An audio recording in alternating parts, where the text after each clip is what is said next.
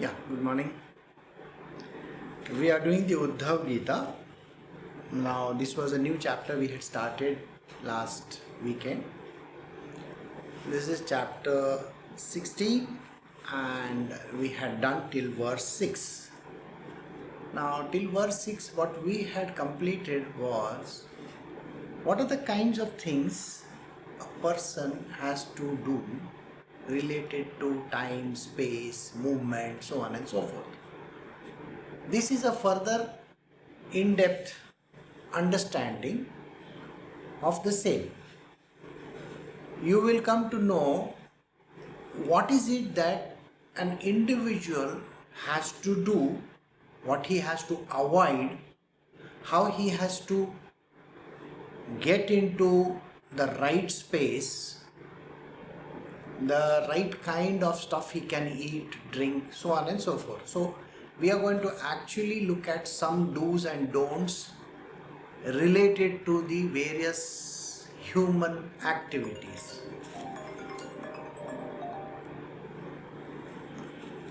So let us proceed. So we are doing the Uddhava Gita, the last message of Shri Krishna. This is chapter 16, verse 7.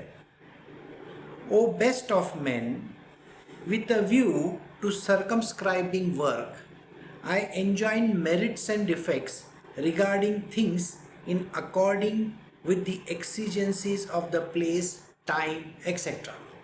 So now, everywhere in the world there are different set of circumstances. Whether people have different culture, their eating habits are different, so on and so forth. Now, there are certain things which you can do in some parts of the world, and in other parts of the world you cannot do those. So there are certain do's and don'ts. There are certain exigencies in different parts of the universe.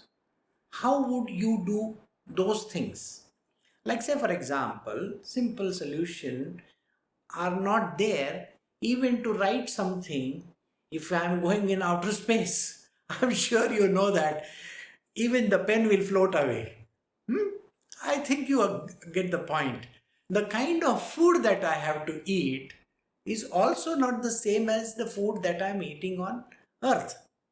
So, because circumstances are different, the things which I have to ingest are different than what I have to otherwise do in my normal life. And this is what Krishna is talking about. Now, you may ask, why is he giving this kind of an answer? The reason is every part of this world has its own climatic and other structures which cannot change. Let us say in the colder regions, it is extremely and biting cold. Now you cannot eat the kind of food that you eat over here, right? Heat is a problem over there. If you go to the northern part or the southern part of the globe, the Arctic Circle or the Antarctic Circle, there is a problem.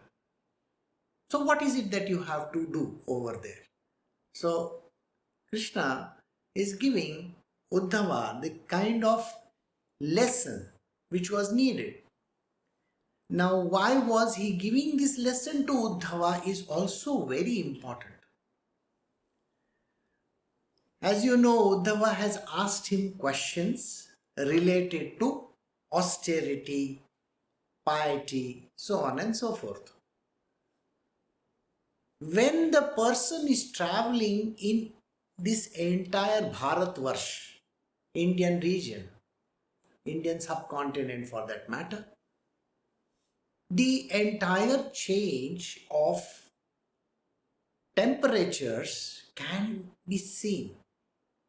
In some places in India, the temperatures are as high as 48 degrees Celsius. And in some parts of the Indian subcontinent, you will find temperatures are below freezing. Right? There are deserts, there are seashores, Okay? In some places there is water available, in some places water is not available. What is a person supposed to do? And Uddhava was going to take up a long, arduous journey across the Indian subcontinent because he wanted to become completely devoted to Krishna. So he has left his place. It is said that once he finished the teachings with Krishna, he traveled all the way to Rajasthan. Now, Rajasthan is close by. Please understand, it is not as far as the Himalayas. So, from Gujarat, the tip of Gujarat, Dwarka, he traveled to Rajasthan. So, it's a short distance there. Short doesn't mean short is not too short. It is still long when you are traveling by foot. And there he stayed in the Brahma Sarovar for more than 12 years. He did his tapascharya and a very sincere penance, and Brahmaji came and gave him some teachings. Thereafter he went northwards to the Himalayan region. So this is what was written somewhere, and I'm just giving you an understanding his travels. So he's saying, Uddhava, with the view to circumscribing work, I enjoin merits and defects regarding things in accordance with the exigencies of the place, time, etc. Now there is certain type of work also that you can do. Now, since this scripture is not just for one human being, but it is for the mankind, I just told you that it is not just for men, it is for women also. It is for everybody. So what are they supposed to do? In olden times, women were staying at home. Now they are going out to work. Now since they are going out to work, the circumstances which they undergo are not the same as the men are undergoing. Because in many places there is an easy acceptance, and in some places it is very difficult. It takes a very, very long time to get what is called as a parity and equality in status. I'm sure you might have read that Simon Cowell yesterday has requested his producer to give the other two women the same remuneration as him. Now, how many years it has taken? Now, don't ask me who is this person. Okay? So it has taken so many years. And if Simon is saying so, that we have to pay equally to the other two ladies, I think it is important. So I hope you got the answer, because they are also judging the show, he is also judging the show. It's not that he is doing something different and they are doing something different. So you understand the work related issues also related to the place and the time. Today is the time. Today is Kali Yuga. It is the Yuga for Kali, women's world also. So we'll go to the next verse. We are doing the Uddhava Gita, chapter 16, verse 8. Of lands, those that are devoid of spotted antelopes, and where in particular devotion to the Brahmanas is absent, should be considered impure. And even if they are rich in antelope tracks designated as Kitaka, and those that are not swept or are barren should be regarded as impure, unless there be worthy people in them. Now, there is a specific region that is being said over here. All right. Now, when he's talking about antelopes and all that, see, in India, if you have seen some of the older, if you have read some of the older scriptures, do you know how the whole story started for Shri Ram? It started with the golden deer, isn't it?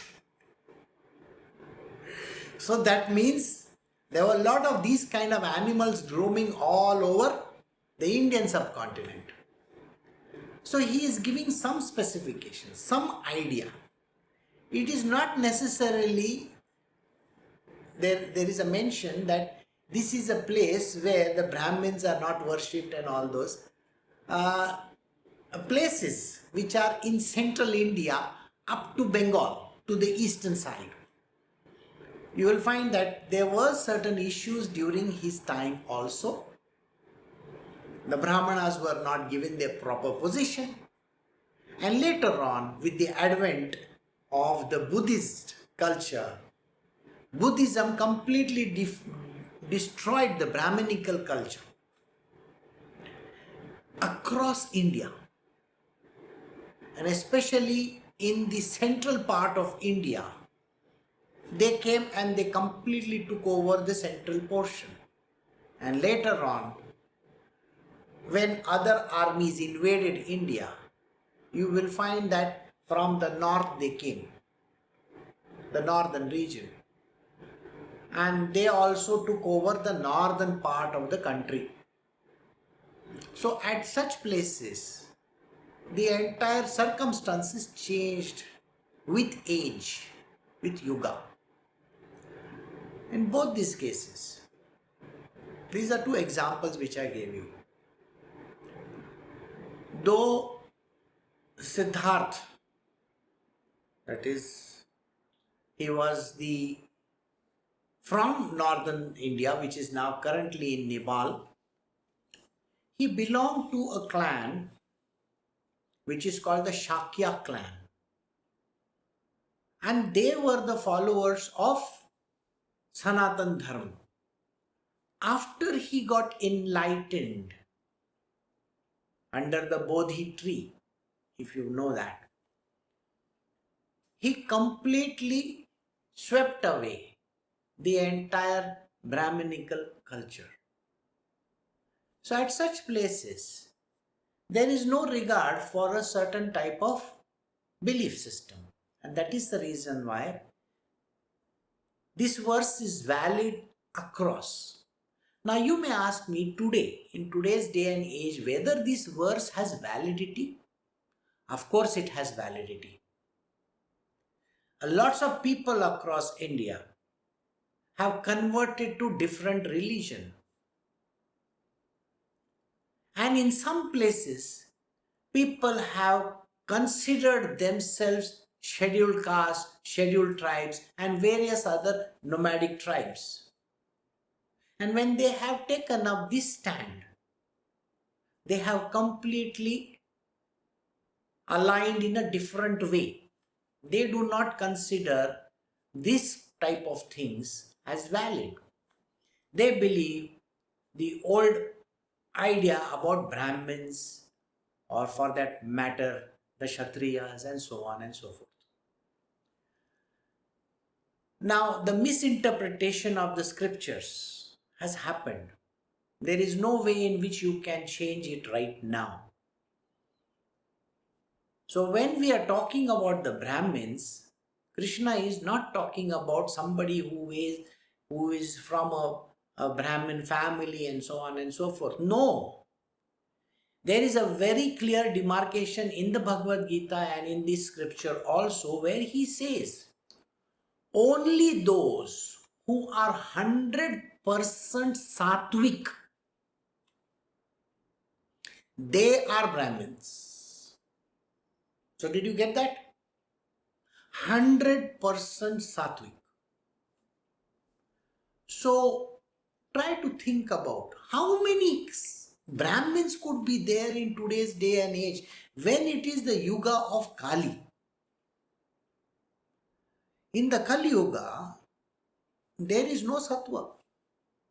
Sattva is literally gone out. The second one, which is called the Kshatriya, it is connected to more than 50% sattva and 50% rajas. So the rajasic quality is more. If the rajasic quality is more, then what happens? And the person becomes a kingly person. He wants money, power, fame, fortune, everything. So a Kshatriya is a person who rules literally a kind of a place, like maybe he has got a lot of money because he is a rajasic person. There is just a tinge of tamas in him. Again, let us try to think about it. In today's day and age, how many Kshatriyas could be there? And what is the wrong interpretation? A Kshatriya is supposed to be from the fighting clan, people who were soldiers and all that. No. Krishna is very clear when he says there was sattva in the person and there was rajas in the person, but nothing about tamas. So how many people are there in that? Not many. Now here we are talking about men and women both. Then we come to the third one, which is full of rajas and more than 50% tamas in it. So if we come to the Vaishya, there is no sattva at all. There is 50% of rajas in it and 50% of tamas in that person.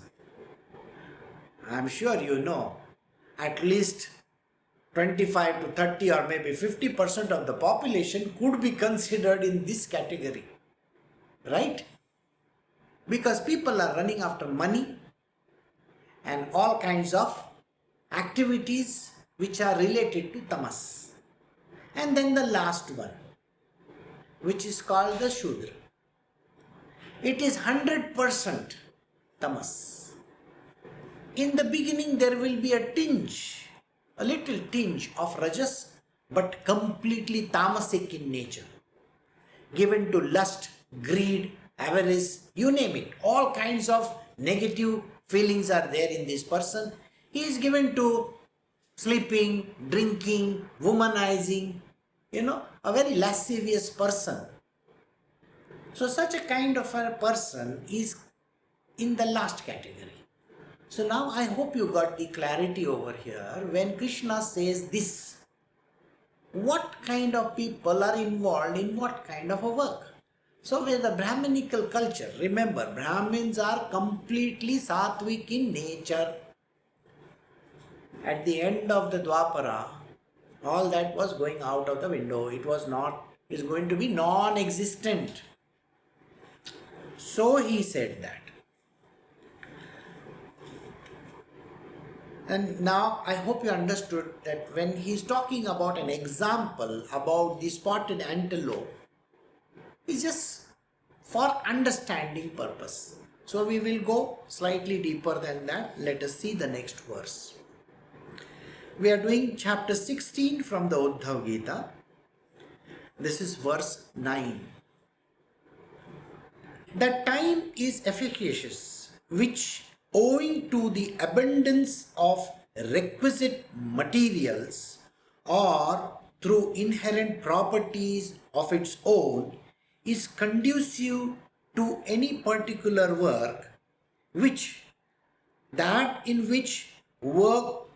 that in which work stops or is prohibited is considered unfit. This is one of the most apt verses for today's day and age. I will give you a simple example.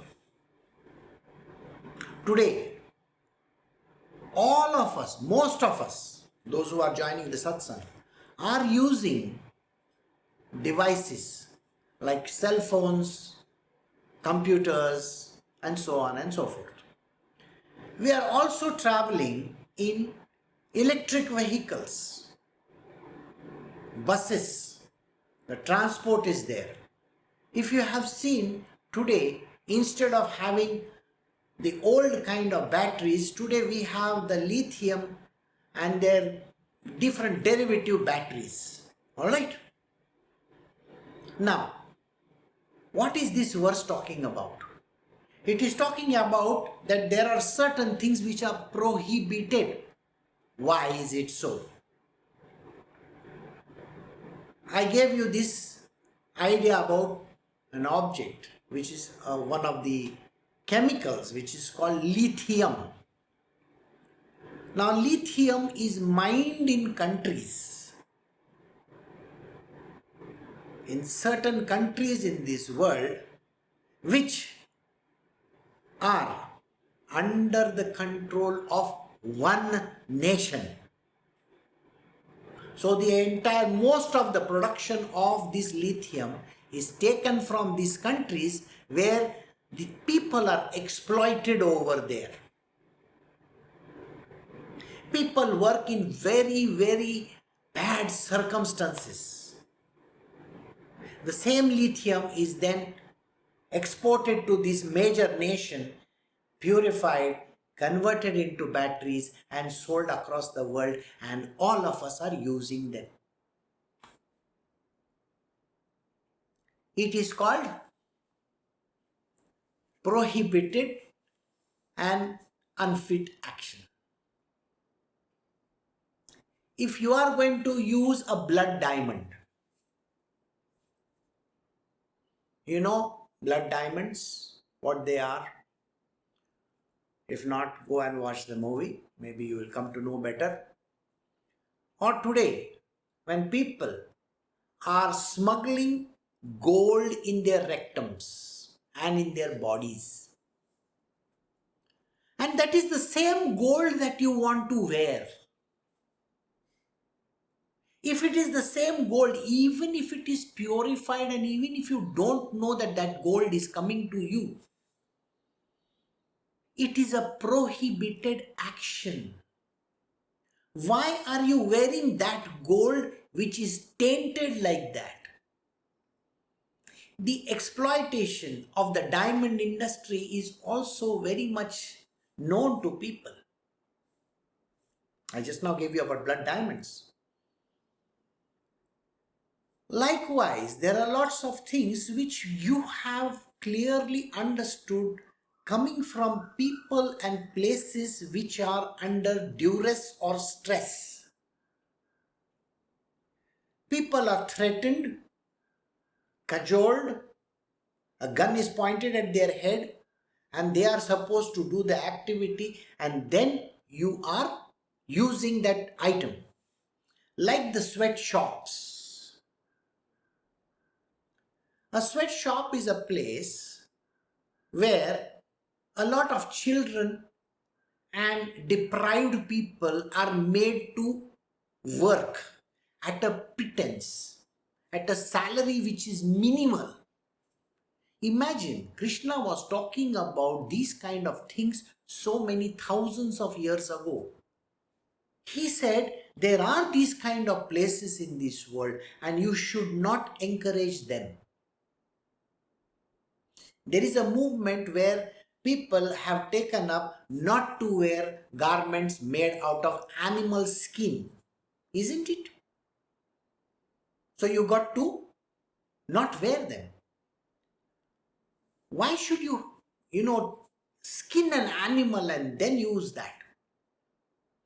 So I will explain this verse again very, very much in detail. That time is important, which owing to the abundance of requisite material. Now in some places the material is available aplenty. As you know, India is one of the largest exporters of onion and sugar in the world. I'm sure you know that. The onion export was stopped. Today, the rate of the onion is 120 rupees a kilo. From 20 rupees kilo to 120 rupees kilo is 100 rupees jump in less than 1 month's time. Why is it so? We are having things aplenty. Why not give it at that rate? But people are holding it. People are doing certain things which are prohibited. So if there are certain things available in a plenty, they should be available to the people around at a good rate.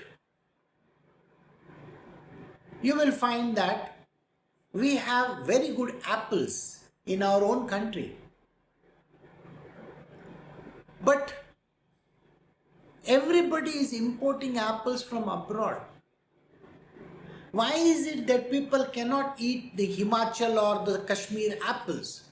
Why is it that they have to buy apples from New Zealand, Australia, China, South America, Chile, all these places? Why do you have to buy them? And there is a very simple item which we use, a very little quantity which is called hing. Okay? Asafoetida. We import tons and tons of it from some other country. They have taken it that we will now grow this thing in India. It will save us a huge amount of money, running in billions. So Krishna is saying that there are certain things which are aplenty in some places. Rice is grown in one part of India, wheat is grown in another part of India, fishing is done in one place, honey, beekeeping is in another place, sugar production is in one place. You got the whole gist of what I am trying to say? So we have to see to it that everywhere there is a parity in rates, that people are not exploited because of that. Because anybody who does exploitation or does something really bad like that, of holding, then that is a prohibited action. When I told you about gold, diamonds, jewelry, so on and so forth, it is important. And why should we use lithium batteries? Can we not find an alternative? Today we are trying to find alternative, the medicine for the coronavirus also. Are we not? So why can we not find an alternative for lithium? So something that is available in the local places. In the world scenario also, there is something which is called the NPT, which India refused to sign. It is connected to nuclear. Okay? So India was not allowed enriched uranium to be sold to them. Though we had reactors, but we were not given that. But India has the highest deposits of a very important radioactive element which is called thorium. It is available in the sands of Kerala. We have the largest deposits in the world. We can make a reactor based on thorium also, but we do not know. We are not expending our energy towards that. Why is it so? We are at the beck and call of these other countries and we have to bow down to their pressure, whereas the thorium is in our backyard. So this is something which I am giving you a world scenario, a scenario where you have to understand why it is important. If you do not realize the importance of these things, then how are you going to understand how India or the place where you are coming from can go ahead. We do not have that nationalistic view at all. We want to spend on other countries and we want to buy imported items. For what reason? Here Krishna is saying that there are so many things available, plenty, and not at an exploited rate. Why not do that?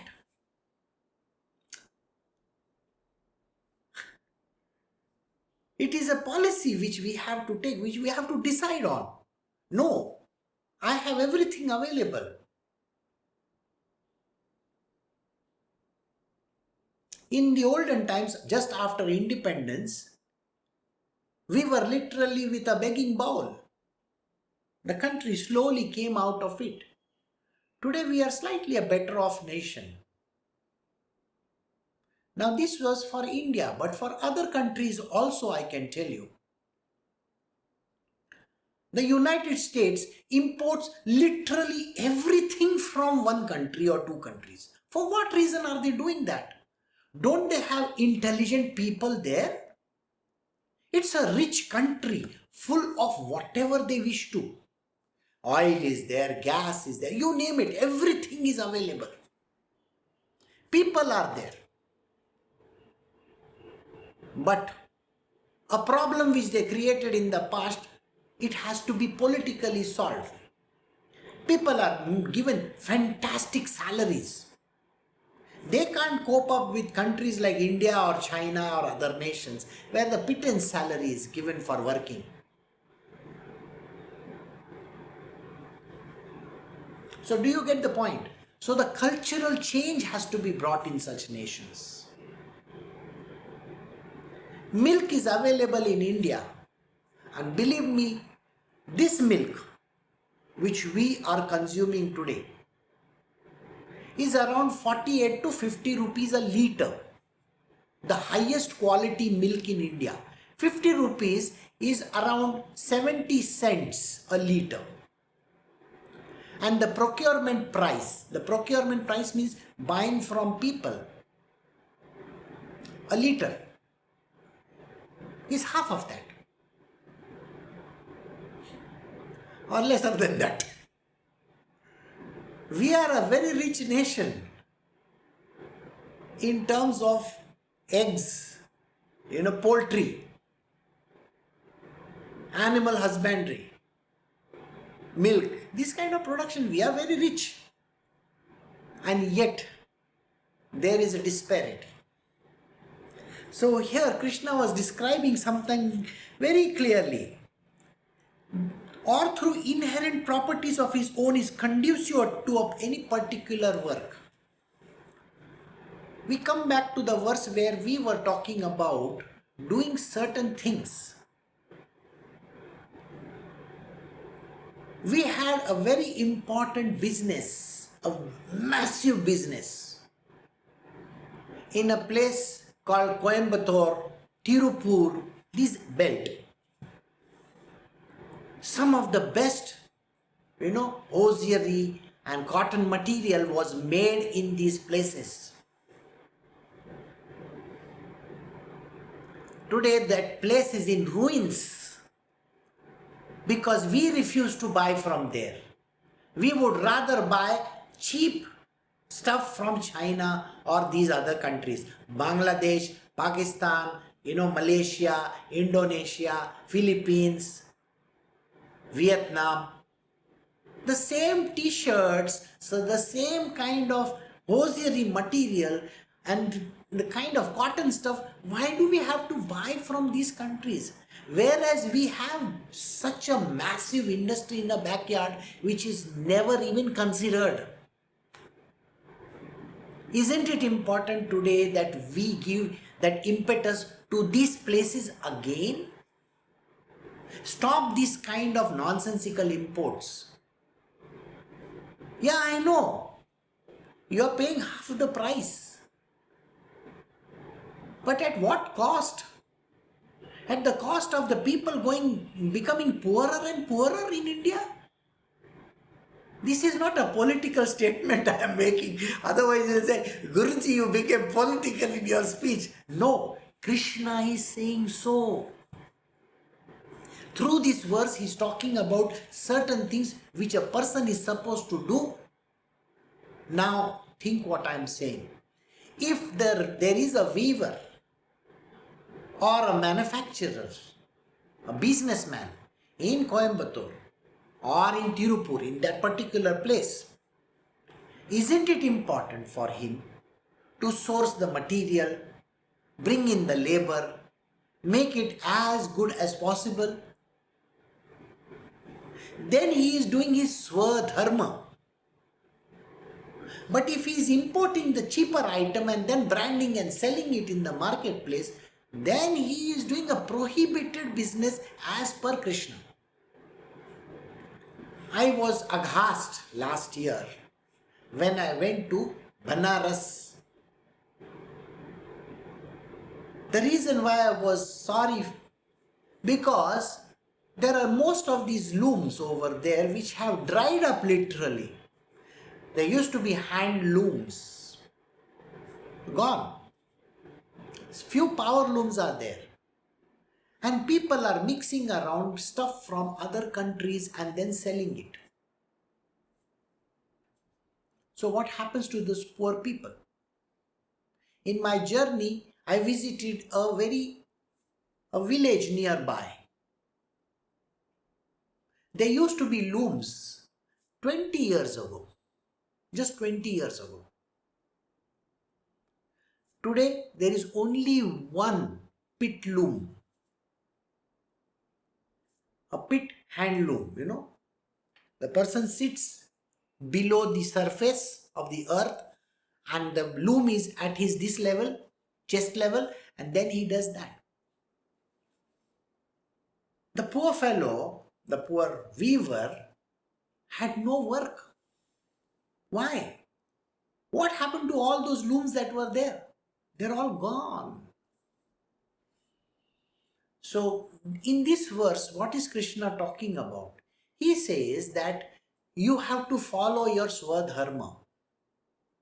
You have to ensure the place, the time, availability of material and so on and so forth, and get the whole thing together.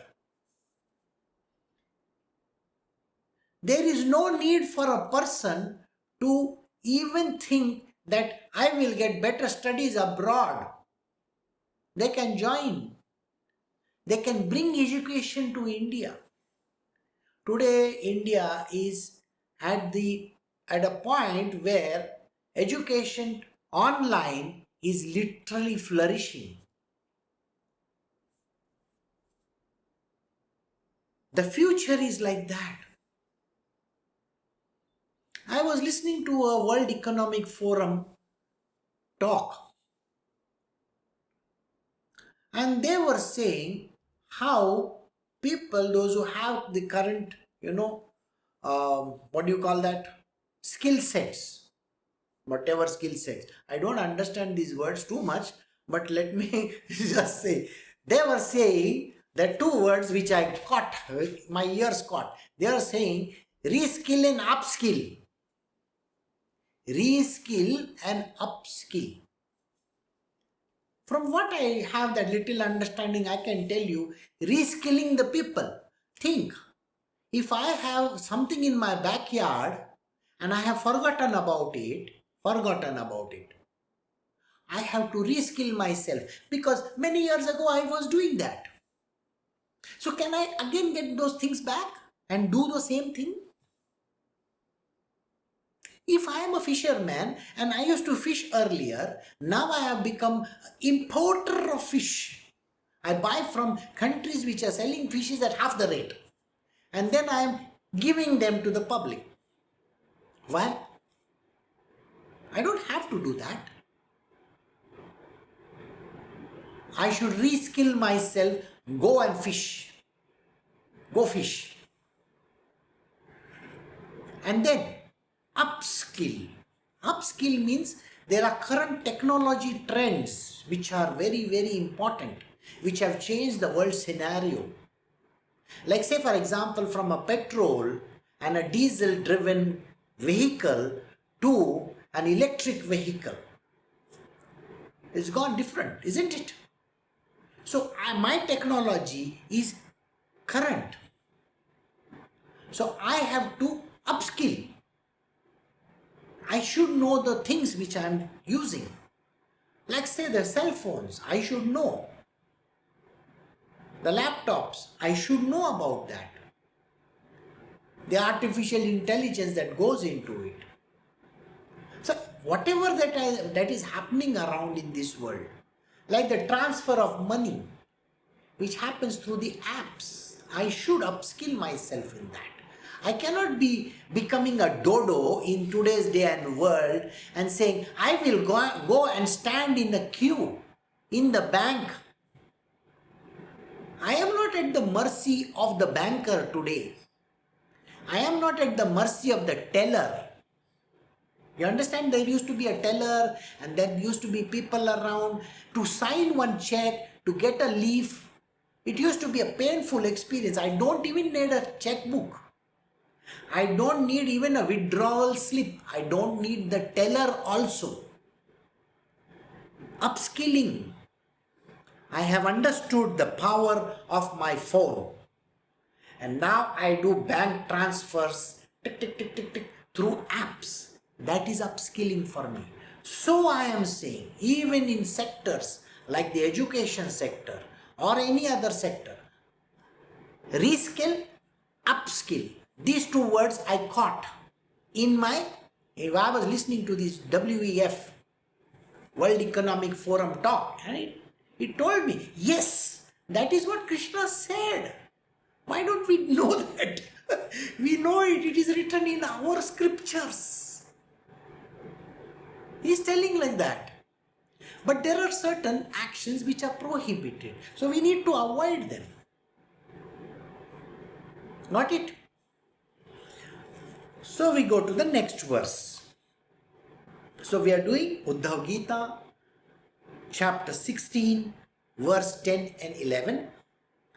The purity or impurity of a thing is determined by other things, by the verdict of competent persons, by specific acts, by duration of time, by its greatness or smallness, by strength or infirmity, by knowledge and by affluence, or otherwise. They bring demerit on a person according to the place and circumstances. Sounds like a difficult verse, isn't it? It's not difficult at all. Again, I can explain this verse through different examples. Now let us say, you are buying a silk garment, alright, or a silk sari. Garment I said because nowadays people are less wearing saris, so I have to say a garment. Now if I have to buy garments which are made of silk or pure cotton, I have given example of silk, so let me come to cotton. Now cotton is grown in different parts of the world. In India we have cotton. China we have cotton. One of the most important nations in the world which has cotton used to be Egypt. Egypt was the land of the best cotton in the world. Many of the old timers will know we used to wear Egyptian cotton. Where is the Egyptian cotton today? Not there. So what happened to these Egyptians? They all became mummies? No, they all forgot what they were doing. You got what I am saying? They should be growing a lot of cotton in the Nile Delta. But there is no cotton coming from there. India was a land of spices. India was a land of spices. Today, the long cinnamon or the cloves or even garlic is coming from China. Why? Why is it so? Wasn't India a place where all the spices were grown? What happened to that? So, I gave you the example of Egyptian cotton for you to understand that there are countries which have completely lost their bearings. India was a very good producer of cotton. Now, Indian cotton is the small ball cotton. Okay? Now, it is not BALL, it is BOLL. So, that is, Egyptian cotton was called the long staple cotton. Long staple. India was the smaller one. Likewise, the silk. The Indian worm gives half the length of silk thread, and the Chinese worm gives double the length of silk thread. I'm just giving double, doesn't mean actually double, it's more than that. The mulberry silk. India has various different kinds of silk. There is an eri silk available. People don't even know about it. Now, what these people are doing is, those who take advantage of the less knowledge that a person has, they will include, when you make a thread, they will include, instead of the silk, they will include rayon and other kinds of threads. It looks shiny like silk only. And they will call it silk. Do you know how people call it silk? There are lots of medicines where 99% of the stuff is different and 1% is that medicine. And they call that 1% as the medicine. Likewise, what these people do is, they will have one thread of silk and the rest all non-silk, and they will still say, it's a silk sari, it's a silk garment. They are not wrong in that. But you are the foolish person who doesn't understand a thing about what is being said. And you want to buy silk at 500 rupees and 1000 rupees and 1500 rupees. I mean, think about it. Common sense will tell you that you don't get silk at that rate. But then why are you doing that? This is the funny part. So the hosiery which could have been, made from Egyptian cotton or Indian cotton is no longer made. Nowadays, where it is made? There's a label. You go and see all your t-shirts or your cotton garments. On that it is written, made in Vietnam, made in Bangladesh, made in Pakistan. Made in that country, but ingredients, raw material supplied by one nation only. Which is literally controlling it. So can you understand this whole thing? So here in this verse, he is talking about the purity or impurity of a thing is determined by other things. The purity of silk is determined by the contamination it is done by other threads. Can you understand this?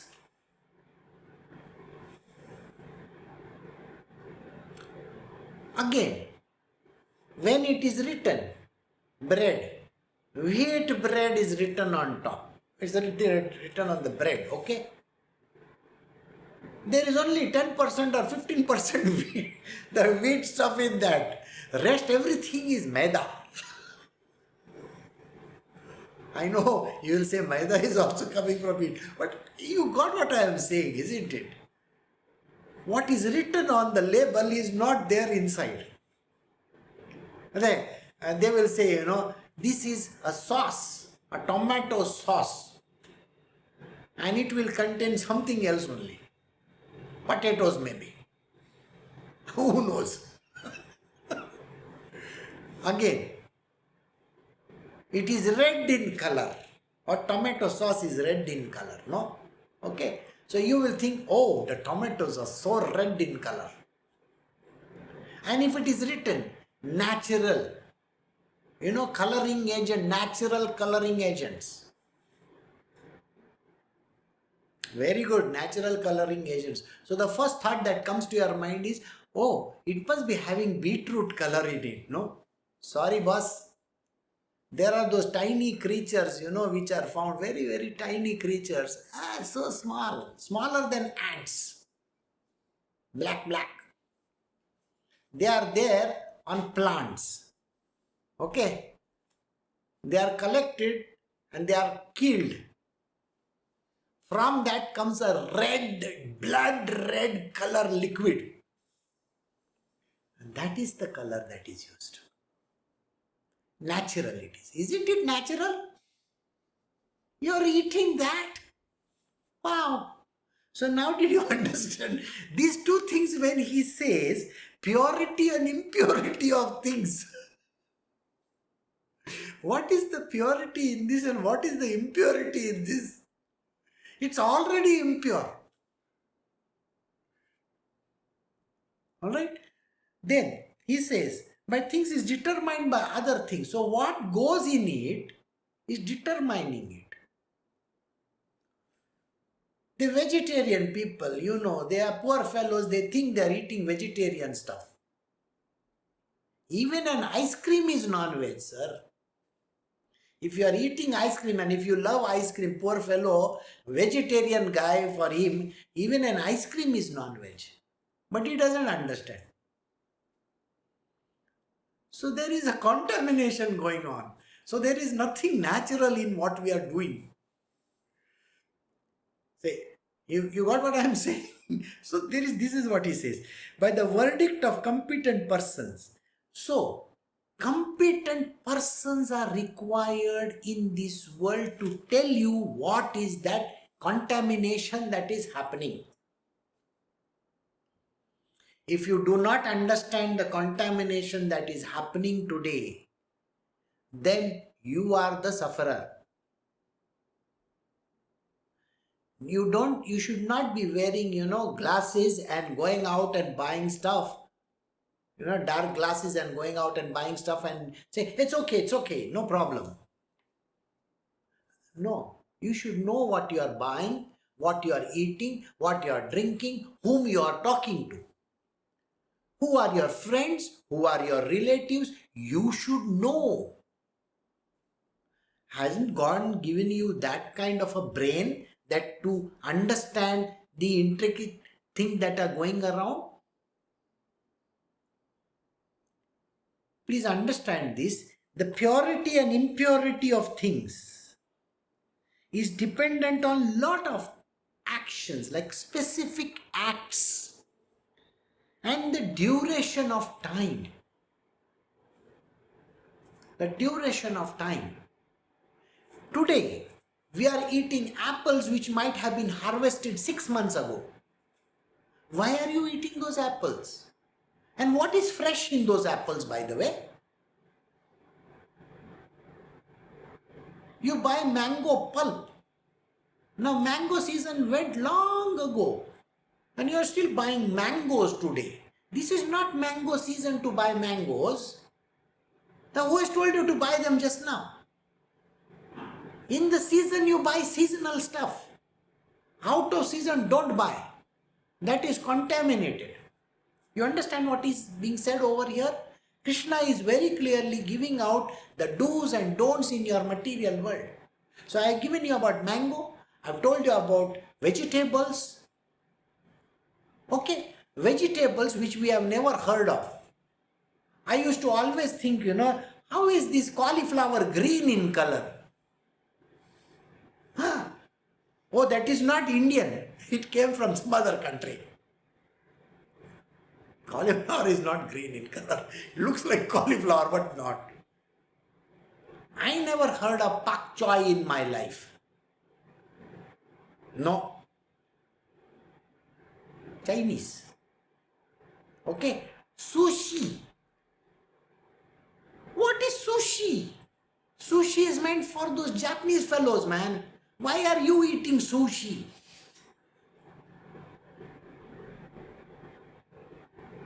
I will make a stupid joke over here. In Maharashtra, no, Su means this and she means this. Go figure it out. Sushi. Why you want to eat that stupid sushi? In India, don't we have enough stuff to eat? And you want to eat some shit from some other country? Why? It's not good. So here, Krishna is talking about time. Why is time so important? Right time, right place, right activities to be done. When it is time to eat something, when it is time to be with someone, it is important. Now you are all in spiritual. Okay? I mean, fortunately or unfortunately, whatever you may call it, you are sitting for my satsang. For some people it's a torture and for some people it's music. Okay? For those who are feeling it's a torture because Guruji will ask, where were you? And that is why you are sitting over there. Okay, not for those people. Now, in all my satsangs, I am telling you, keep the company of holy, keep the company of holy, keep the company of holy, keep the company of holy. Saturday satsang or Friday satsang, Friday I gave a satsang on the Das Bodh. The first half an hour, everybody found it boring because I was going very slow, I think. Maybe I completed one chapter. But the next half of Das Bodh, I was telling you the type of people that you are supposed to be with. If you are with drunkards, you will become a drunkard. If you are with drug addicts, very easy to become a drug addict. If you are in the place, what is Krishna saying? The duration of the time, its greatness and smallness, the other things that are connected to it. What are the things connected to it? I gave an example of the film industry today. Why is everybody a drug addict over there? I should not be saying everybody. But it is known for that. Why? Because the company that you keep is always going to lead you in that gutters. If you have a drug addict friend, okay, you have 4 or 5 friends, and you are going with them, naturally that fellows will say, hey, come on, you have this one thing. And that is why you will have. If you are going in the company of people who are all drunkards, people who take alcohol, they will tell you, one sip man, one sip man, one sip man. And you will fall for it. You are all spiritual people. If you are in company of people who keep on having sex all the time, I'm sure you will also end up in that place. You know the reason why? It's because of the company that you keep. If you keep the company of the holy people, you will become holy. But if you are that gutter snipe who wants to go in the company of bad people, then you are going to become a gutter snipe. You see, if you are living in a daldal, a swamp, you think the swamp is not going to affect you? It is going to 100% affect you. That is why go listen to my satsang on Friday. I have given a complete dossier on what these things happen in this world. Saturday satsang, I said the same thing. What I am repeating today, I am saying it on Sunday. You don't have to fall for it. Get out of that company. Get out of that place. You don't have to become a drunkard or a druggie or anything like that. You don't have to keep on smoking or womanizing or whatever. You can be on the straight path. So this verse is a very critical one where I have given you so many examples to understand what it means. I will read the verse and then I will end. The purity or impurity of things is determined by other things, the connected objects, the people, the time, the place, everything. By the verdict of a competent person can tell you this is right and this is wrong. So go to a competent authority, they will tell you. Here in your case, it is your guru who can definitely guide you. By specific acts, the certain acts which you do, which can lead you into the gutters, which can make you fall down, which can put you on the path of degradation, you have to avoid them.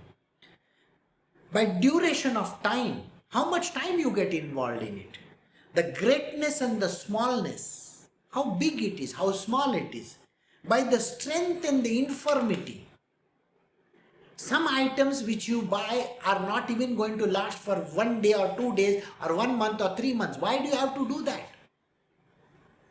And by knowledge, by affluence and otherwise, they bring demerit on a person according to the place and circumstances. Demerit means you fall down. You become a tamasic person. You become a Shudra as per Krishna's ways. Krishna's hierarchy of things. You become that.